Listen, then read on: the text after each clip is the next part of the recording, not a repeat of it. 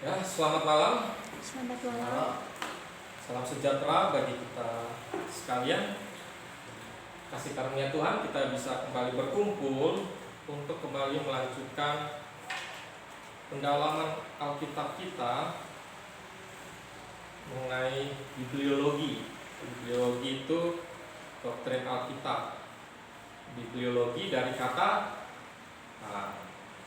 biblion dan logos. Biblion itu bentuk jamak, artinya buku-buku atau kitab-kitab. Kalau bentuk tunggalnya biblos. Dari kata itu muncul kata Bible, ya. Orang Batak punya bahasa Bibel katanya. Alkitab disebut Bibel. Nah, sebelumnya mari kita membuka firman Tuhan ayat pendahulu kita dari Yohanes, Injil Yohanes pasal 20 ayat 30 sampai 31. Kita akan membaca bersama-sama Yohanes pasal 20 ayat 30 sampai 31. Oke, sudah ketemu? 2, 3 ya. Memang masih banyak tanda lain yang dibuat Yesus di depan mata murid-muridnya yang tidak tercatat dalam kitab ini. Tetapi semua yang tercantum di sini telah dicatat supaya kamu percaya bahwa Yesuslah Mesias, Anak Allah, dan supaya kamu oleh imanmu memperoleh hidup dalam namanya. Amin. Untuk firman Tuhan, mari kita berdoa. Bapa kami di dalam surga, di dalam nama Tuhan Yesus Kristus, kami mengucap syukur untuk kesempatan yang Tuhan sudah sediakan bagi kami, penyertaan-Mu yang telah menuntun kami sampai ke tempat ini. Pimpinlah kami dalam segala kebenaran-Mu, karena kami ingin menjadi murid yang terus bertumbuh dalam pengertian yang benar akan firman Tuhan. Berikan kami kekuatan, tambahkan kami hikmat, agar kami bisa mengikuti jalannya pendalaman Alkitab ini dengan sebaik-baiknya. Kami naikkan doa kami ya Tuhan, hanya di dalam nama Tuhan Yesus Kristus. Amin. Amin. Puji nama Tuhan. Nah, ayat pendahulu ini menunjukkan bahwa ada yang memang dituliskan, ya, dituliskan khusus. Ayat 31, tetapi semua yang tercantum di sini telah dicatat, ya, telah dicatat supaya apa? Supaya kamu percaya. Jadi ada perbedaan antara wahyu umum, general revelation, dengan wahyu khusus. Nah, kalau berbicara wahyu, kemarin kita sudah mempelajari wahyu, ya. Ini bahasa Arab, wahyu. Bahasa Yunani-nya apokalipsis, ya. Bahasa Inggrisnya revelation. Wahyu itu ada dua. Pertama, wahyu umum. Kenapa bisa disebut wahyu umum? Nah, karena bisa diakses semua orang. Bisa diakses semua orang. Sesudah itu apa? Bisa diakses kapanpun. Kapanpun bisa diakses dimanapun. Apa buktinya? Iya, kita lihat. Wahyu umum terdiri dari apa? Pertama apa? Alam ciptaan. Alam ciptaan, ya, semua orang, dimanapun, di belahan dunia manapun, kapanpun, pagi, siang, malam bisa melihat alam ciptaan Tuhan, bisa melihat fenomena-fenomena alam. Ya, makanya karena ini sifatnya semua bisa, kapanpun, dimanapun, disebut wahyu umum. Nah, setelah itu, kedua apa? Sejarah perjalanan bangsa-bangsa. Nah, ya, kita bisa melihat bahwa Tuhan sudah men-setting bahwa akan ada kerajaan-kerajaan yang bertahap akan muncul melalui penglihatan Daniel. Nah, ini menunjukkan bahwa Allah bukan seperti gambaran kelompok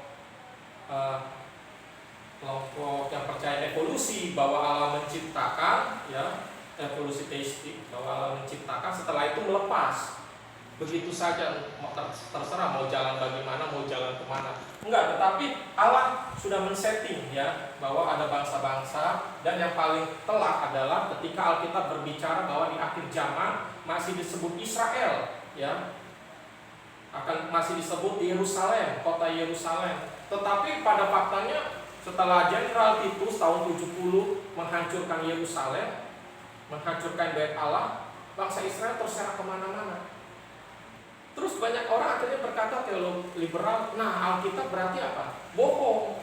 Kok di kitab Wahyu masih berbicara Yerusalem, masih ada nubuat tentang Yerusalem, tetapi kok bangsa Yerusalem sudah tidak ada, bangsa Israel sudah tidak ada. Ternyata yang pada Mei, ya, 1948 bisa kumpul lagi, walaupun negara-negara, ya, negara-negara Arab bersatu menghancurkan, ternyata sampai sekarang eksis, ya, dan secara konstitusional, secara de facto, de jure, ya, diakui Israel sebagai satu bangsa. Nah, ini berbicara bahwa Allah itu ada, Allah menyatakan dirinya ada, mewahyukan dirinya, dia ada melalui sejarah bangsa-bangsa. Dan yang ketiga melalui hati nurani.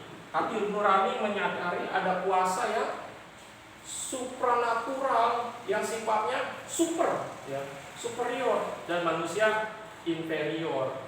Dan kuasa yang supranatural itulah yang sanggup menolong manusia, sehingga manusia mendekati kuasa yang supranatural itu, yang superior itu, dengan kasih persembahan. Kasih apa?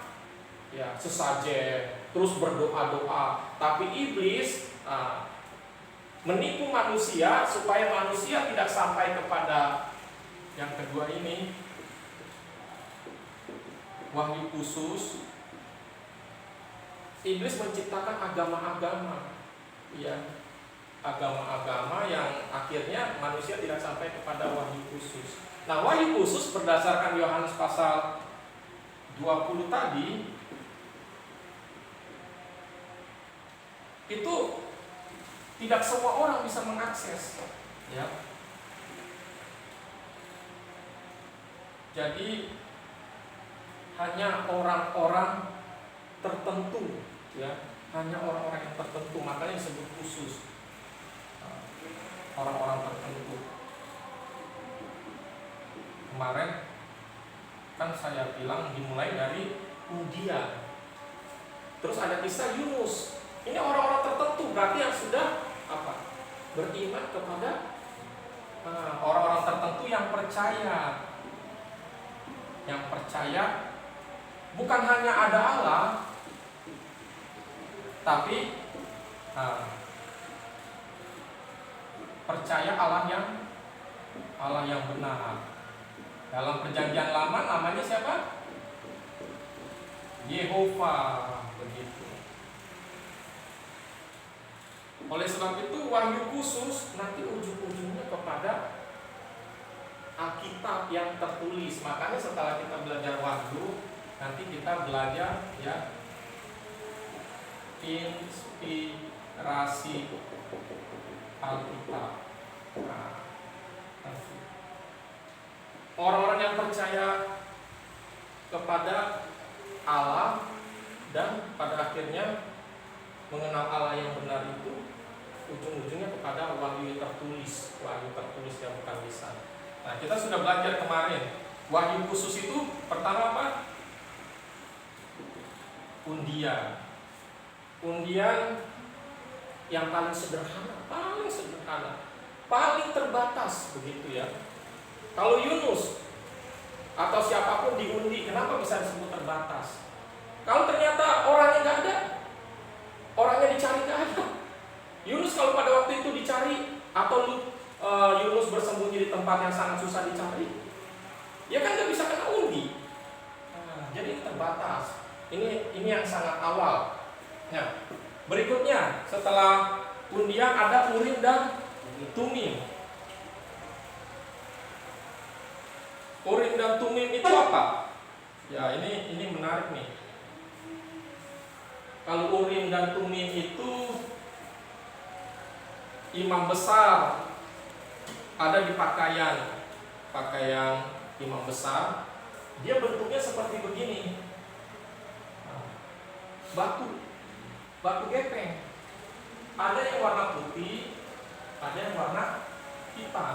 Yang warna putih Urim, yang warna hitam Tumim.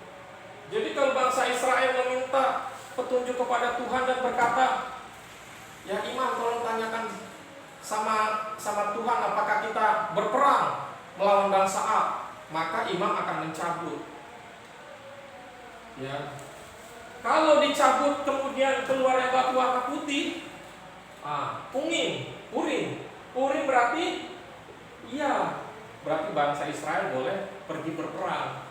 Kalau yang dicabut batu warna hitam, berarti tidak.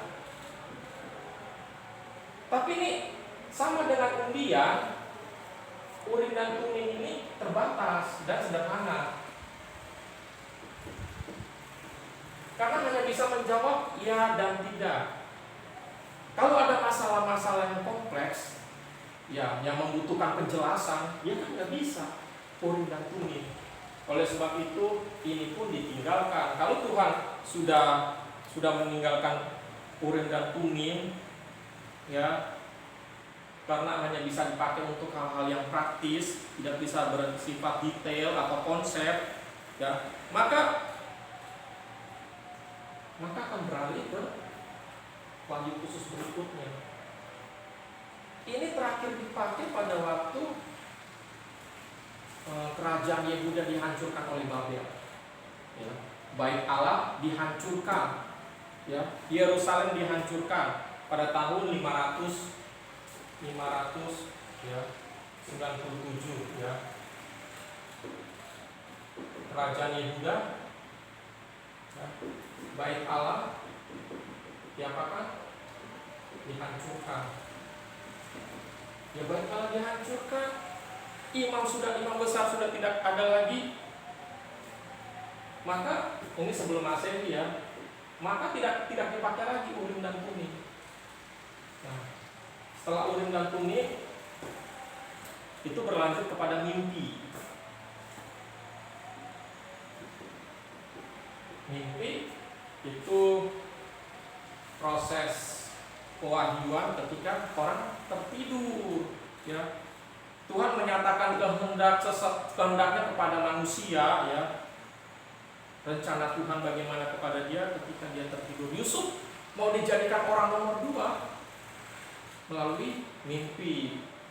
Katanya matahari, bulan, ya, gambaran dari orang tuanya, dan 11 bintang tunduk kepada Yusuf. Nah, begitu juga ketika tunangannya Maria, yaitu Yusuf, ingin penjelasan, ya, tentang Maria yang sudah hamil. Ya, dia nggak mungkin membutuhkan Urim dan Tumim. Dia kan mau tahu kenapa Maria hamil. Masa ketika dicabut, ya atau tidak, nggak bisa. Jadi mimpilah malaikat datang kepada Yusuf tunangan Maria. Jangan kamu tinggalkan dia. Nah, begitu. Yang dikandung itu dari Roh Kudus.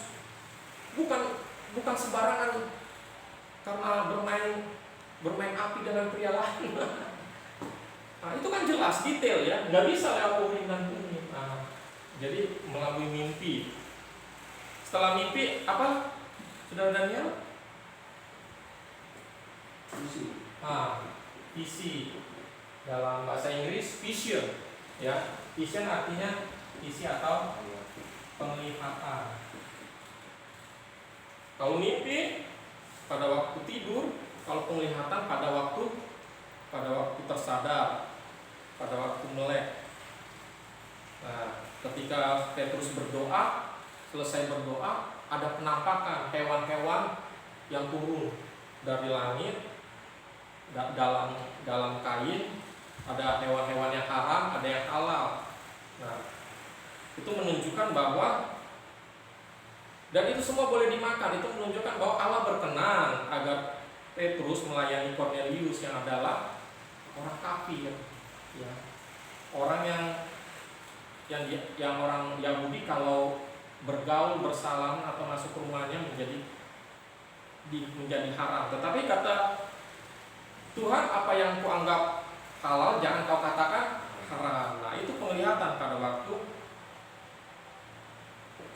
waktu Petrus ya sedang tersadar. Nah, ini dipakai oleh iblis juga pada masa Konstantin. Konstantin pada tahun berapa dia? Dia menjadi kaisar 313 Masehi. Ketika dia sedang memeriksa barisan pasukannya, tiba-tiba dia melihat di langit ada gambar, ada penampakan salib terbakar. Lalu ada kata-kata yang berkata in hoc signo vinces. Wah, ini bahasa Latin ya. In hoc signo vinces. Dengan tanda ini, taklukkanlah. Dengan tanda ini engkau akan menang, maksudnya. Dengan tanda ini, ya, engkau akan menang. Penglihatan. Sehingga akhirnya iblis bekerja menghancurkan kekristenan dari dalam. Karena Konstantin mempercayai penglihatan. Padahal ini abad berapa? Ini abad ke-4. Sedangkan Alkitab sudah selesai ditulis itu abad pertama.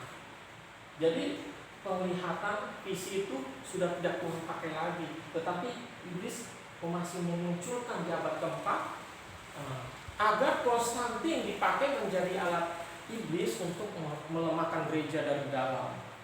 Akhirnya ketika Konstantin menang dengan tanda orang Kristen, wah, dia mengeluarkan edict of apa? Milano. Apa itu edict? Nah, ini maklumat ya. Atau surat keputusan. Maklumat apa? Surat keputusan apa? Bahwa Kristen menjadi agama resmi. Kristen jangan dianiaya, harta gereja dikembalikan, gedung gereja, fasilitas gereja yang sudah roboh dibangun kembali dan dibangun dengan uang dari negara, uang dari kaisar. Dan secara otomatis maka yang bukan Kristen mulai perlahan-lahan dihambat, dianiaya. Nah, ini masa Konstantin. Wah, semua orang Kristen keluar dari lubang-lubang, dari kuburan-kuburan bawah tanah, dari katakombe. Wah, orang Kristen bersyukur memuji Tuhan. Padahal ini sudah punya siasat menghancurkan. Nah, ketika Konstantin meninggal digantikan oleh Kaisar Theodosius. Nah, dia mengeluarkan edict of Theodosius. Kekristenan bukan hanya agama resmi, agama negara. Jadi keputusan negara sama dengan keputusan agama. Dan di luar Kristen boleh disita, boleh dijarah hartanya, boleh dianiaya. Wah, kekristenan di sini semakin meledak. Banyak orang takut dianiaya jadi Kristen. Pengen kaya, pengen dapat promosi harus jadi Kristen. Dekat dengan kaisar harus jadi Kristen. Sehingga yang masuk jadi Kristen bukan orang-orang yang murni, bukan orang-orang yang lahir baru, tetapi orang-orang yang oportunis, orang-orang manusia-manusia duniawi yang cari-cari kesempatan. Nah, kekristenan dipenuhi dengan orang-orang seperti itu rusak akhirnya. Kekristenan rusak. Nah, disitulah muncul ya ajaran-ajaran sesat, tahyul-tahyul, tradisi mistik, salah satunya supaya bayi kalau mati masuk surga karena bayi itu ya rentan diganggu iblis. Iblis suka kasih penyakit ya. Karena itu bayi lemah. Nah, bayi secepatnya harus dibaptis. Dan kalau dibaptis itu juga tanda dia sudah otomatis waktu lahir jadi milik negara seperti KTP ya. Tapi kalau KTP setelah orang dewasa, ini kan nggak mungkin nunggu dewasa, nanti keburu mati diganggu setan. Oleh sebab itu dibaptis. Dan baptisan harusnya untuk orang percaya, untuk orang yang sudah dewasa, yang bisa bertobat ya. Dan yang bisa percaya, akhirnya baptisan menjadi untuk anak kecil, mengikuti ya Taurat ya kan. Untuk anak kecil tanda dia dimeteraikan milik Tuhan adalah melalui sunat umur 8 hari. Nah, dicari-cari ya pengganti sunat apa. Kita sudah dalam perjanjian baru, ya udah kita cari baptisan. Nah, kacau. Di situ kan udah mulai ada ajaran kacau, keselamatan ya, iman plus baptisan. Ini mulai kacau. Oleh karena apa? Iblis masih memakai wahyu khusus yang sangat terbatas begitu. Oke. Setelah visi, penglihatan apa dan ya? Nah, disitulah kemarin kita bersambung ya. Kita bersambung. Nah, kemarin kita sempat membahas tentang nubuatan. Ya. Tapi sebelumnya ya di sini ada penampakan ya, penampakan malaikat. Ya, kita perjanjian lama banyak penampakan malaikat. Apa bedanya? Yang datang itu adalah malaikat utusan Tuhan atau Tuhan yang mengambil rupa malaikat. Nah, kalau malaikat ini lebih akurat menyampaikan informasi ya, dibandingkan dengan penglihatan. Penglihatan kadang ya kita bisa ambil kesimpulan sendiri, penafsiran sendiri.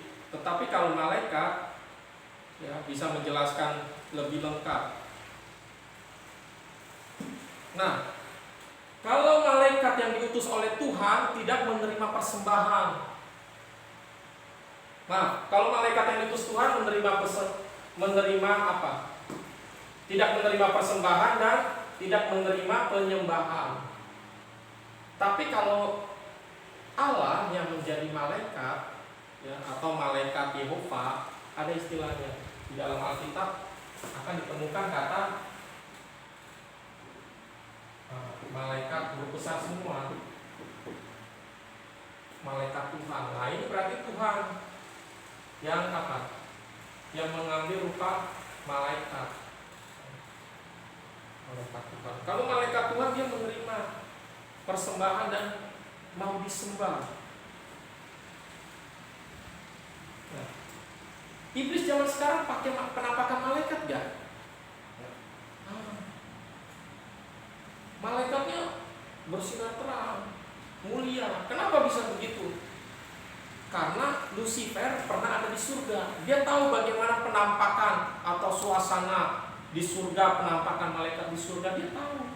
Nah, kalau kita berkata di abad pertama bahwa wahyu khusus dalam bentuk penampakan malaikat sudah tidak ada, sudah stop, maka sekarang di abad 21 kalau ada malaikat datang, kita tahu itu dari setan. Itu dari setan. Malaikat yang adalah iblis yang menyaru sebagai malaikat tidak datang dalam penampakan seperti dalam dongeng-dongeng Yunani, bertanduk, badannya merah atau badannya hitam, berbulu, terus ada ekornya, ya, kakinya seperti kaki kuda begitu. Terus bawa sodokan, tombak atau trisula. Kita langsung bisa tahu, wah setan. Mau setannya ngomong apa juga, kita nggak mau dengar, kita tolak. Tapi kalau dalam bentuk malaikat yang bersinar, yang Lucifer kan, yang memancarkan terang, tertipu sehingga memberikan wahyu-wahyu yang menyesatkan. Nah, tapi orang Kristen yang berpengertian tahu Tuhan tidak mau menyatakan dirinya melalui malaikat lagi, menyatakan kehendak dan dirinya melalui Alkitab. Nah, malaikat itu, penampakan Tuhan melalui malaikat itu akhirnya sudah dihentikan, ya. Sudah dihentikan oleh Tuhan. Dan berikutnya nabi. Jadi nabi itu pewarta. Nabi itu artinya mewartakan. Mewartakan apa? Ya, mewartakan firman Tuhan. Nah, terus tugas utamanya juga bernubuat. Nabi juga bisa juga pelihat, ya. Jadi ini bukan pewarta dari raja, tapi nabi pewarta dari Tuhan, juru bicara, jubirnya Tuhan. Jadi dikatakan dia mulutnya Yehova. Nabi itu mulutnya Yehova. Wah, ini gak sembarangan. Tapi Tuhan sudah tinggalkan nabi. Walaupun nabi lebih lengkap loh, lebih detail daripada malaikat. Coba, kalau ada orang didatangin malaikat, terus dia tiba-tiba lupa, dia mau cari malaikat kemana? Alamatnya emang ada yang tahu. Aduh, lupanya banyak lagi. Nanti dia menafsirkan sendiri kan, wah makin kacau. Kita kalau dititipin omongan, bisa bertambah loh. Kalau dititipin uang bisa kurang. Malaikat nitipin omongan, wah kita lupa, wah kita tambah-tambahin. Walaupun kita ingat kita tambah-tambahin. Tapi kalau nabi, kalau kita lupa atau kita kurang jelas, oh dia tinggal di sana, dia tinggal di Samaria, Elia tinggal di Samaria, kita datangin begitu, ya. Walaupun sudah lengkap, lebih lengkap daripada malaikat, kenapa Tuhan tinggalkan? Iya, karena bagaimanapun proses pewahyuan sudah menutup juga sampai kepada jabatan nabi. Karena wahyu, coba kita buka Wahyu 22 ayat 21. Di sini fungsi nabi sudah ditutup. Barang siapa menambahkan, ya, atau mengurangi. Kita buka Wahyu, ya, di pasal 22 18 sampai 21. Aku bersaksi kepada setiap orang yang mendengar perkataan-perkataan nubuat, ya. Perkataan apa? Nubuat dari kitab ini. Jika seorang menambahkan sesuatu kepada perkataan-perkataan ini, maka Allah akan menambahkan kepadanya malapetaka yang tertulis di dalam kitab ini. Dan jikalau seorang mengurangkan sesuatu dari perkataan-perkataan dari kitab nubuat ini, maka Allah akan mengambil bagiannya dari pohon kehidupan dan dari kota kudus, seperti yang tertulis di dalam kitab ini. Ayat 21 menutup proses pewahyuan yang sifatnya khusus. Dikatakan kasih karunia Tuhan Yesus menyertai kamu sekalian. Amin. Iya, amin. Sudah definite, sudah pasti, sudah komplit. Jadi fungsinya walaupun lebih lengkap dari malaikat, sudah digemuk, ya. Nubuatan sudah digemuk.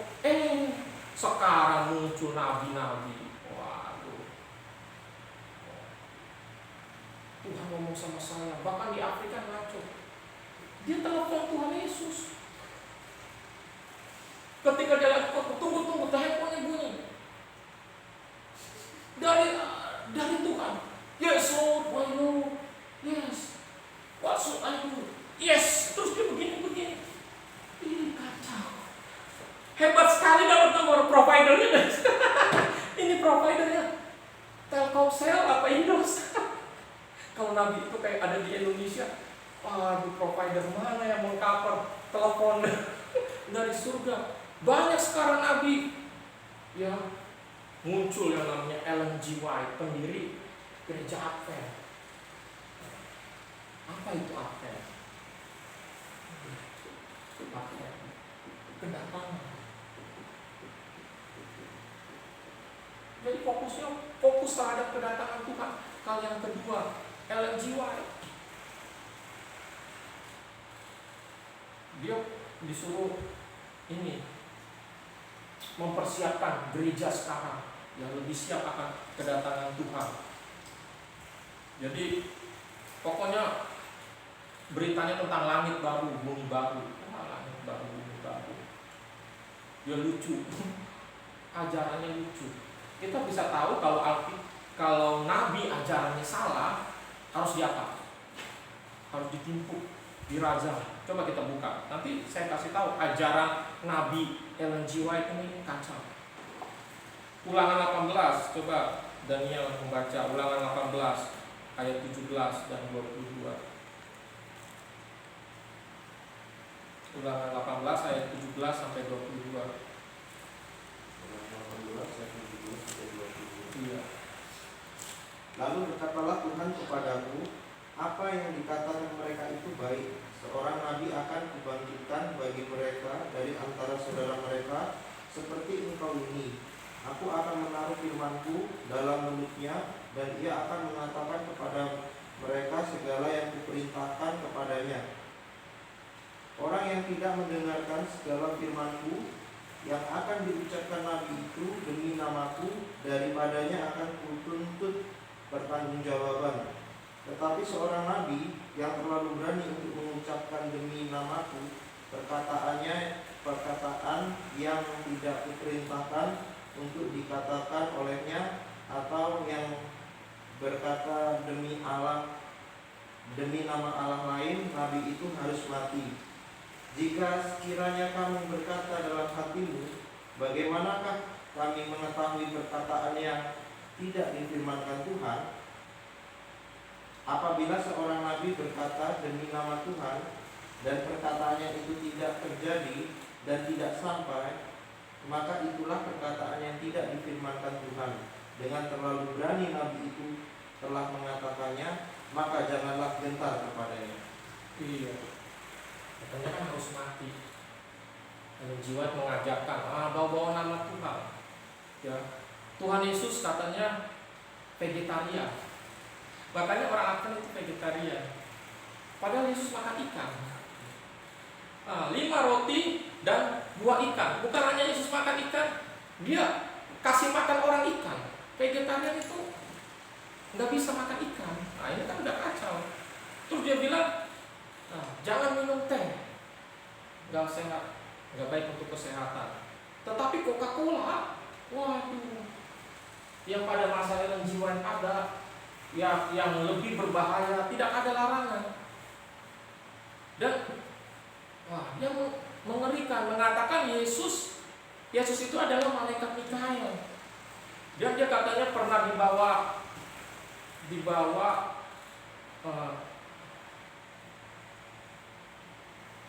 keluar angkasa, dan dia melihat Henokh yang diangkat Tuhan ada di planet Jupiter.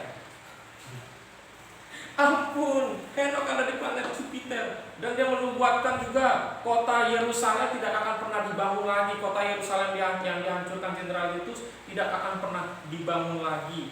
Kota Yerusalem secara fisik. Tetapi kita tahu nanti kan Antikris akan membangun kota Yerusalem, dan dia akan menyatakan dirinya sebagai Mesias di bait Allah, bahkan di kota Yerusalem. Dan dia berkata di dalam kitab Kejadian, ular yang menipu Adam dan Hawa itu tidak berjalan di darat, tapi terbang dengan sayap. Ular terbang dan ularnya bercahaya. Wah, ini kacau-kacau sekali.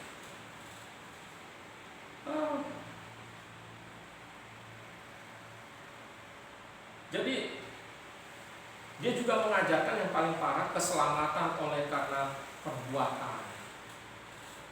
Jadi nabi-nabi setelah abad pertama, ya Ellen G. White mengajarkan seperti itu, ya di abad ke-19.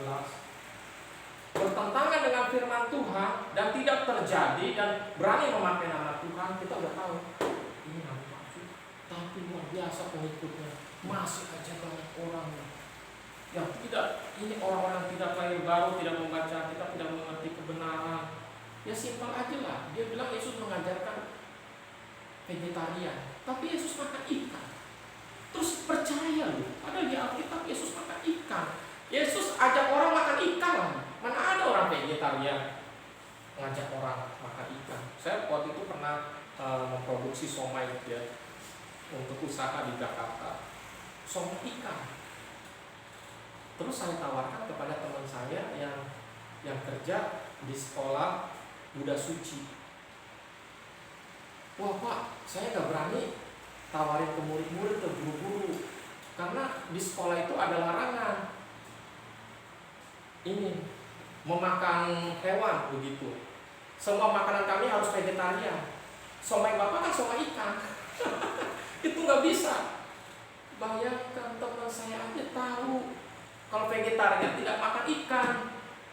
Nah, orang-orang akan udah baca di Alkitab Yesus makan ikan dan masih percaya ajaran Ellen G. White. Waduh, muncul nabi berikutnya, Joseph Smith, nabi Mormon, ya. Istrinya sampai 40. Diikuti pengikutnya sekarang, ya. 15 juta pengikutnya. 15 juta orang mengikuti pemimpin yang poligami, 40 istri. Mau diikutin. Apa nggak sama moralnya, nggak sama-sama bejat. Tapi 15 juta, waduh, luar biasa. Inilah ngerinya nabi-nabi. Ya, kalau masih percaya ada nubuatan melalui nabi-nabi, bahaya. Nah, yang terakhir, kalau saya mau sebut nabi-nabi yang lain, ngeri. Yang terakhir, Kristo Pani, ya. Jadi Allah menjadi manusia. Jadi ini bisa dikatakan inkarnasi. Allah mengambil tubuh daging. Ini penampakan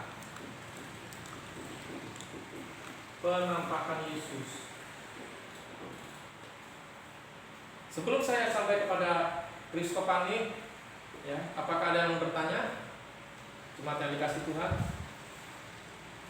mengenai undian Urim dan Tumim, mimpi, isi penglihatan, malaikat, nabi. Ini sudah ditinggalkan, tapi iblis masih pakai ya. Ini masih pakai di kelenteng nih. Urim Tumim, undian, ini mimpi masih datang nih. Mimpi-mimpi sekarang, penglihatan, iblis menyamar sebagai malaikat terang, dan nabi-nabi di zaman sekarang. Aduh, banyak sekali. Apakah ada yang mau bertanya sebelum saya lanjutkan?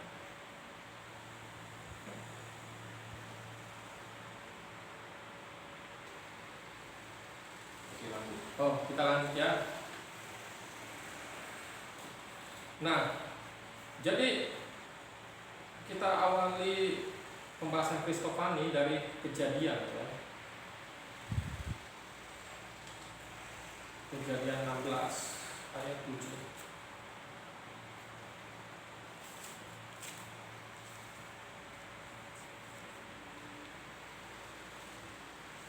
Saya minta tolong istri saya membaca Kejadian 16 ayat 7. Lalu malaikat Tuhan menjumpainya dekat suatu mata air di padang gurun, yakni dekat mata air di jalan ke Syur. Iya. Di sini malaikat apa tuh? Tuhan.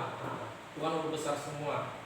Jadi dalam poin malaikat bisa menjumpai manusia, ya.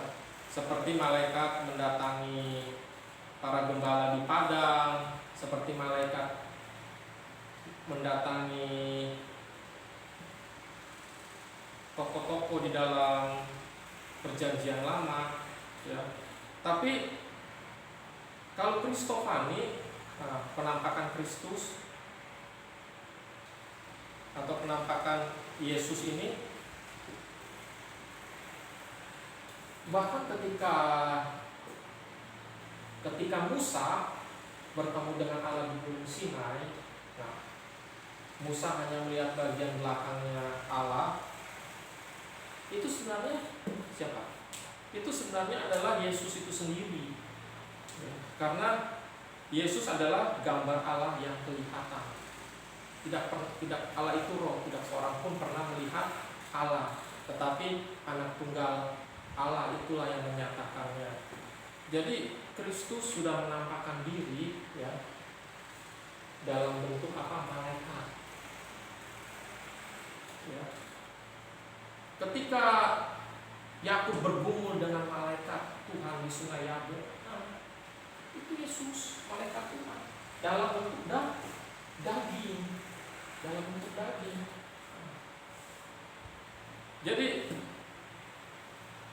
bukti bahwa yang datang itu adalah Yesus, malaikat yang datang adalah Yesus, seperti saya katakan, dia menerima penyembahan, ya, menerima persembahan.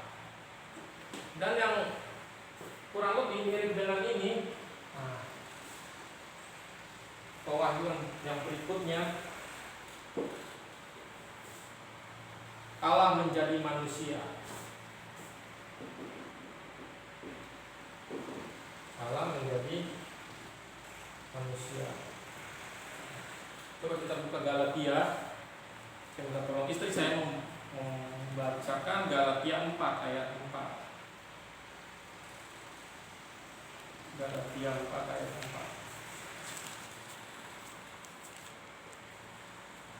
Tetapi setelah genap waktunya, maka Allah mengutus anaknya yang lahir dari seorang perempuan dan takluk kepada hukum Taurat. Ya, genap pada waktunya, ya, Allah ulangi, Allah mengutus anaknya yang lahir dari seorang perempuan dan takluk kepada hukum Taurat. Iya, lahir dari seorang perempuan, ya. Makanya disebut anak Allah. Ya, karena dia lahir sebagaimana lahir dari seorang wanita, sebagaimana manusia normalnya, ya, anak. Tapi bukan anak biologis, bukan anak dalam daging, bukan anak hasil pertemuan antara sperma dengan sel telur terjadi pembuahan, tetapi anak Allah, ya, anak Allah. Dan ini adalah pewahyuan yang full revelation, ya. Jadi wahyu Allah benar-benar menjadi manusia. Ini full revelation.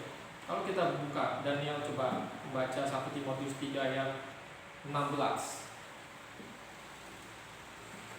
Setelah genap waktunya, ya, dalam rangkaian ini terlewatkan, akhirnya Allah menjadi manusia. 1 Timotius 3 ayat 16. 1 Timotius 3 ayat 16. Dan sesungguhnya agunglah rahasia ibadah kita, Dia yang telah menyatakan dirinya dalam rupa manusia, dibenarkan dalam roh, yang menampakkan dirinya kepada malaikat-malaikat, diberitakan di antara bangsa-bangsa yang tidak mengenal Allah, yang dipercayai di dalam dunia, diangkat dalam kemuliaan. Ya, menyatakan dirinya dalam rupa manusia, ya. Ini bisa disebut inkarnasi juga, ya, dalam daging, karne dalam daging, ya. Nah, tetapi kelemahannya begini, Yesus itu terbatas. Yesus hanya ada di Israel, Yesus hanya ada di Galilea, Yesus hanya ada di Yerusalem. Yesus tidak ada di seluruh dunia. Yesus tidak bisa berjumpa dengan semua umat manusia. Oleh sebab itu, proses pewahyuan ini harus terus berlanjut. Oleh sebab itu Yesus naik ke surga. Tetapi Yesus berkata, aku tidak akan meninggalkan kamu sebagai yatim piatu, aku akan mengutus seorang penolong, ya. Jadi penolong untuk melanjutkan programnya Tuhan. Jadi poin berikutnya, ya, pewahyuan berikutnya melalui apa? Roh Kudus. Pewahyuan berikutnya melalui Roh Kudus.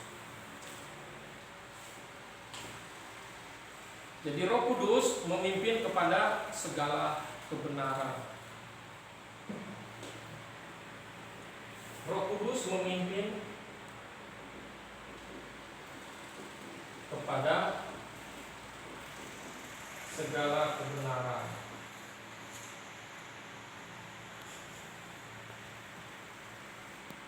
Jadi ketika Yesus selama 3 tahun berbicara tentang kebenaran, ternyata yang disampaikan belum apa? Belum seluruhnya. Ya. Bukan hanya belum seluruhnya, tetapi masih bersifat lisan. Kalau bersifat lisan, maka belum bisa dijadikan acuan karena lisan, ya. Belum bisa dijadikan acuan dan belum bisa menjadi dasar untuk membangun doktrin, ya. Karena masih bersifat lisan. Oleh sebab itu, Roh Kudus akan apa? Memimpin kepada segala. Karena yang dikatakan, yang diajarkan Yesus selama 3,5 tahun belum segala. Yang diajarkan Yesus tercatat di 4 kitab Injil.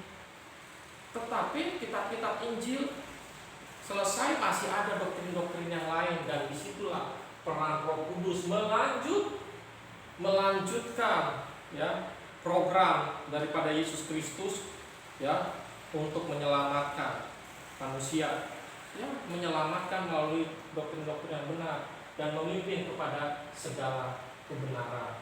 Roh Kudus juga dikatakan mengingatkan rasul-rasul terhadap segala sesuatu yang mereka pernah dengar dari Tuhan Yesus. Coba istri saya tolong baca Yohanes 14 ayat 26. Yohanes 14 ayat 26. Tetapi penghibur, yaitu Roh Kudus, yang akan diutus oleh Bapa dalam namaku, Dialah yang akan mengajarkan segala sesuatu kepadamu dan akan mengingatkan kamu akan semua yang telah kukatakan kepadamu. Dia akan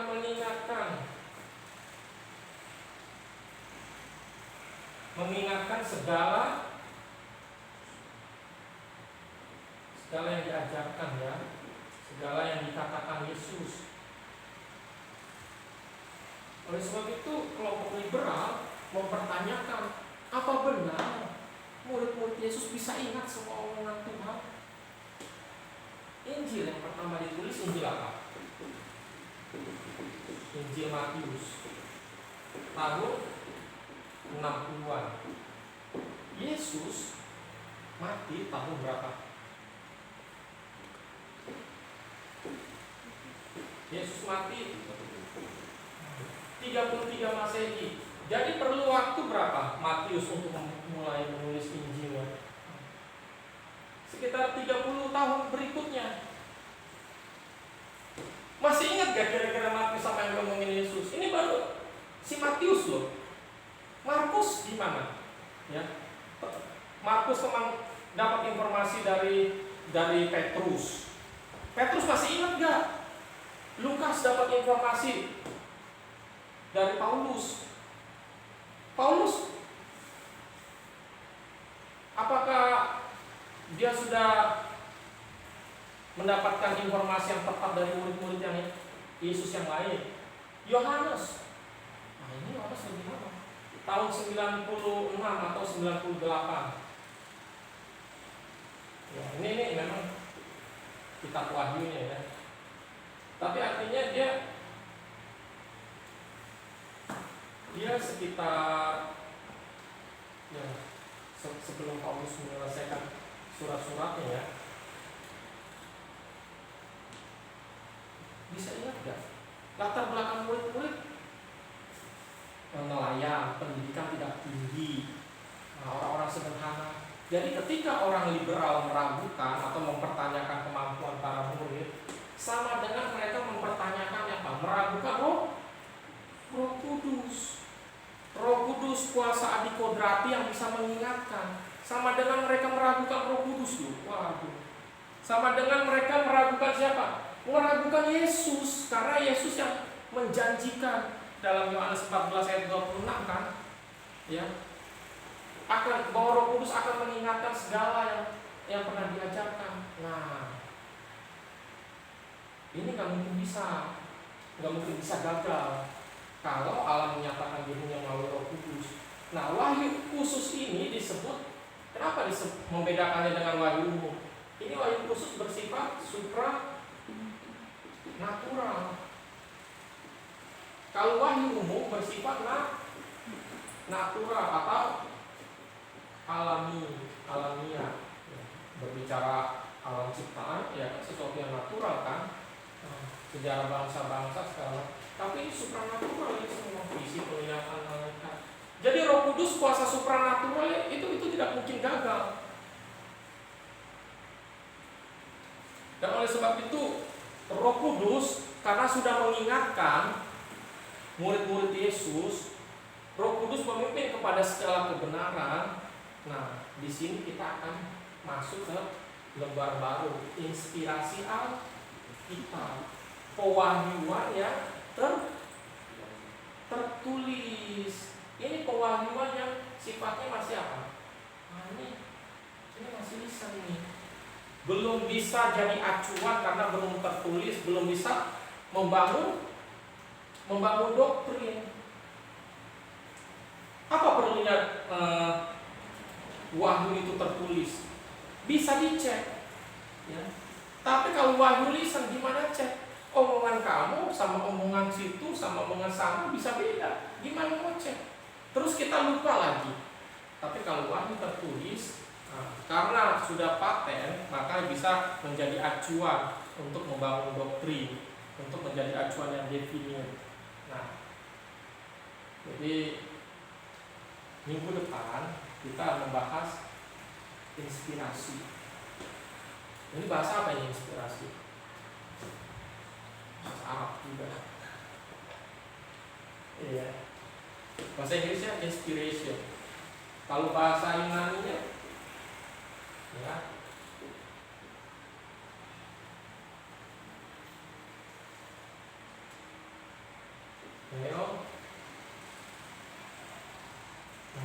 gimana?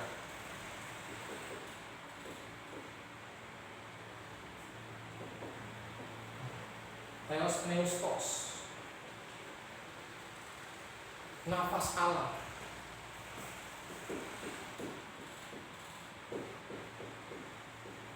Nah, ini menarik.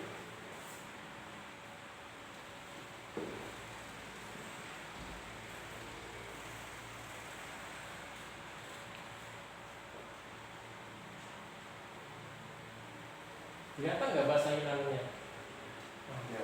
Jadi Theo ini dari kata Theos, ini Allah, ya. Pneustos, nah, pneuma, roh, atau nafas, ya. Jadi Alkitab itu adalah nafas Allah. Alkitab itu adalah isi hati Allah. Alkitab itu keluar dari Allah. Siapa penulisnya? Apa beda surat yang saya tulis dengan tulisan para rasul? Apa bedanya dengan?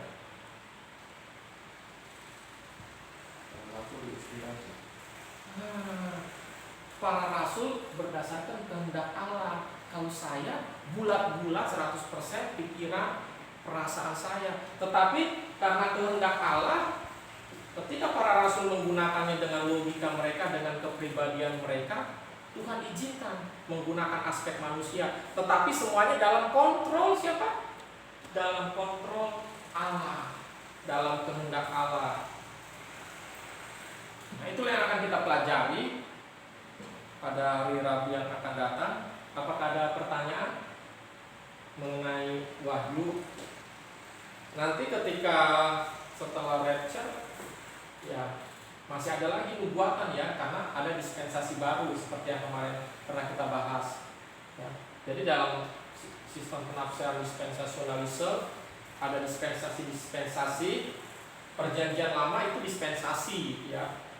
Allah berhenti berbicara 400 tahun pada masa kitab Maleakhi dan mulai berbicara lagi ya, pada saat menjelang kelahiran Yesus. Itu dispensasi baru ya. Di abad pertama Allah berbicara sampai tahun berapa? 98 dan 98 Masehi. Ketika itu Allah berhenti. Nah, karena pewahyuan ditutup di Wahyu berapa? Ayat 21. Nah, digembok dengan kata amin. Allah tidak berbicara ya. Nanti setelah pengangkatan ada dispensasi baru lagi. Di situ Allah berbicara melalui nabi-nabi, dua saksi yang bernubuat, yang gambarannya itu ya, ini tafsiran bisa Henokh dan Elia begitu. Tapi bernubuat artinya apa? Pewahyuan kembali jalan begitu. Nah, kita akan membahas mengenai inspirasi. Jadi Allah menghembuskan ya,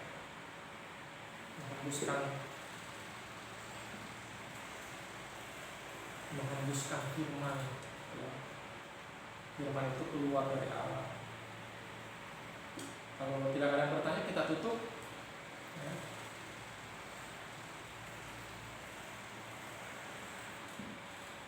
Terus God breath. Nah, breath ini nafas. God breath dinapaskan oleh Allah. Jadi theopneustos artinya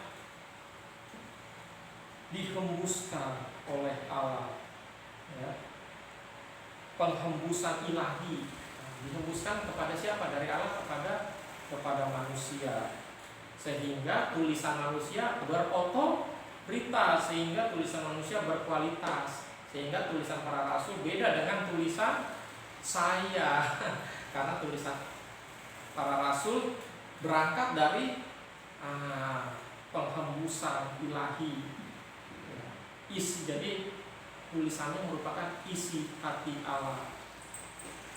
Dan pengarangnya akhirnya siapa? Ujung-ujungnya pengarangnya Allah. Manusia hanya alat yang diberikan kehendak bebas untuk tetap memakai logika, kepribadian dan pengalamannya, tetapi semua berdasarkan dalam kontrolnya Tuhan.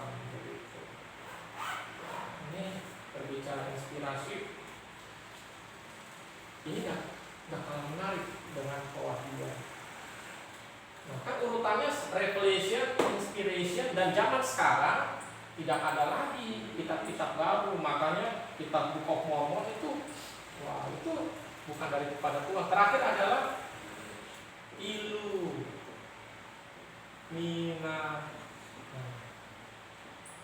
pencerahan. Ketika kita membaca Alkitab, ya Roh Kudus menyingkapkan ya,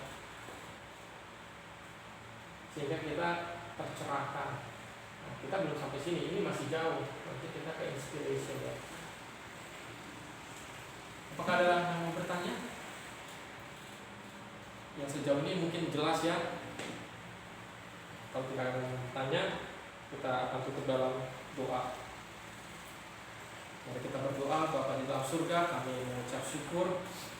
Kami adalah orang yang miskin di hadapan Allah, dan kamilah yang punya kerajaan surga. Dalam arti banyak hal yang kami tidak tahu tentang kebenaran. Kami miskin, sedikit tahu tentang kebenaran, tentang perkara-perkara surgawi. Oleh sebab itu kami mau belajar Tuhan. Dengan rendah hati kami mau mencari kebenaran Tuhan, dan kami mengalokasikan waktu pada malam hari ini dan sungguh-sungguh terkonsentrasi untuk mengerti firman-Mu, agar kami ya bertambah-tambah banyak perkara-perkara yang kami tahu. Kami bersyukur untuk waktu dan kesempatan yang Tuhan sediakan bagi kami. Mampukan kami juga untuk menjadi pengajar yang cakap pada akhirnya, mengajarkan dan menginjili kebenaran-Mu kepada jiwa-jiwa di luar sana. Sebentar kami mau pulang, biarlah Tuhan pimpin kami sampai ke tempat kami dengan selamat tanpa kekurangan suatu apapun. Inilah doa kami ya Tuhan, kami naikkan hanya di dalam nama Tuhan Yesus Kristus. Amin. Tuhan Yesus memberkati.